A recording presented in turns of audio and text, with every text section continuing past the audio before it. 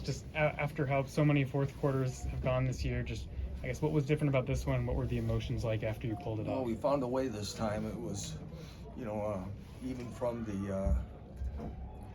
the punt recovery, it was the same. I said something to the officiating crew. It's the same crew we had at Illinois when we had the chance for the recovery. That was a muff, and they got the ball back. It ended up being a big play. This one went our way. Able to punch it in. We found a way to get some stops defensively. At times when we had trouble slowing them down, we tightened up a couple different times for some key plays. Able to get the fourth down stop there at the end and found a way to run the clock out. Yeah, what were the emotions like in the locker room after? No, it's a pretty excited group right now. They're very excited, very proud of them.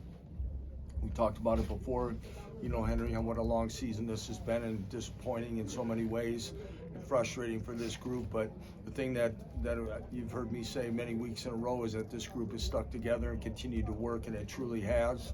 I'm very proud of the way they've done it, the way our leadership has really led this team, our coaching staff, and the job that they've done. And for us to get back-to-back victories over ranked teams says a lot about that and where it's at. And again, to get one on the road in this environment is extremely difficult. And again, we found a way against an excellent football team. BYU in their opening drive came out, burned up like 10.5 minutes off the clock, but you guys held them to a field goal. Yeah. How much did it matter to hold them to a field goal after a long drive? It was a lot. Yeah, it didn't seem like it was going to ever end, and it was a long drive. Where is that? I want to find that. Over 10 minutes. Yeah, 10 minutes and 26 seconds. That might be one of the longest drives I've seen in my career, almost 17 plays. But to hold them to that field goal was huge. And you said it was a defensive struggle for both, the battle, I guess, for both teams here in the second half. And again, statistically, our yardage and things weren't very eye-popping, but we found a way when we needed to.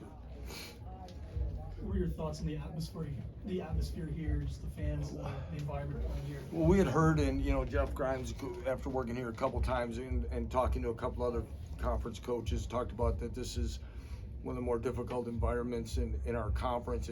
I think it truly played out to be that way. It's a great environment. You have to, I tip my hat to the fan base and the atmosphere that they create and the energy that they bring, and it makes it a very difficult place to communicate and operate at times, and it was truly a factor, and again, that's something that it makes it even more pleasing that we're able to overcome it.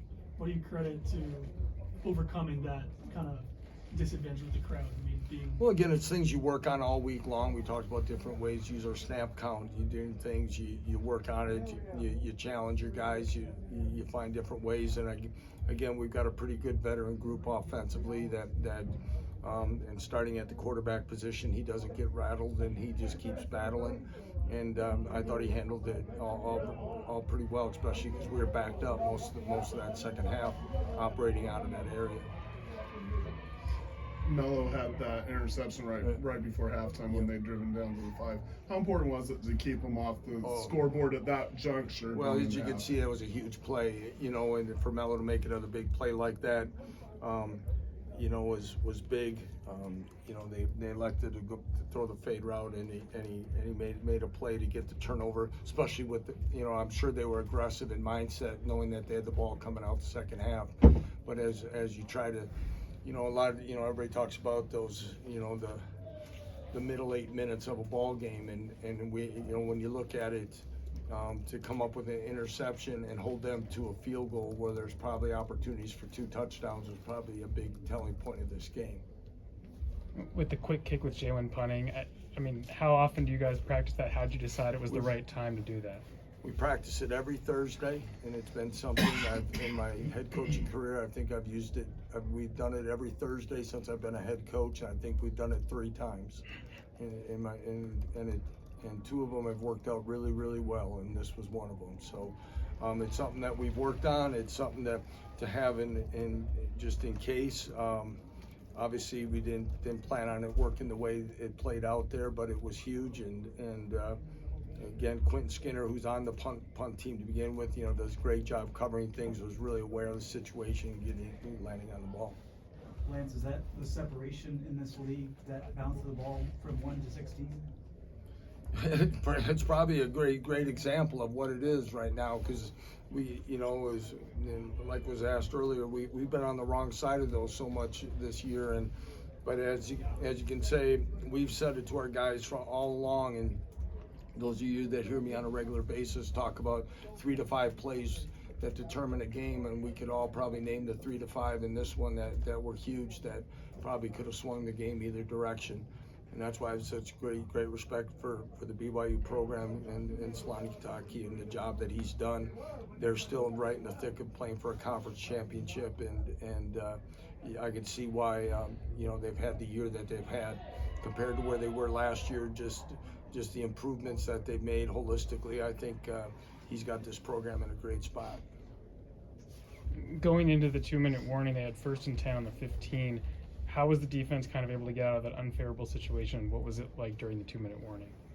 Well, again, we talked about trying to, you know, we burned our timeouts thinking that if they were going to score, that we needed some time to have, and not to bank the timeout, so we had some times. But again, you know, we have, and they may try to run it twice, and then the penalty gave us some room to work with, and we were able to make the play.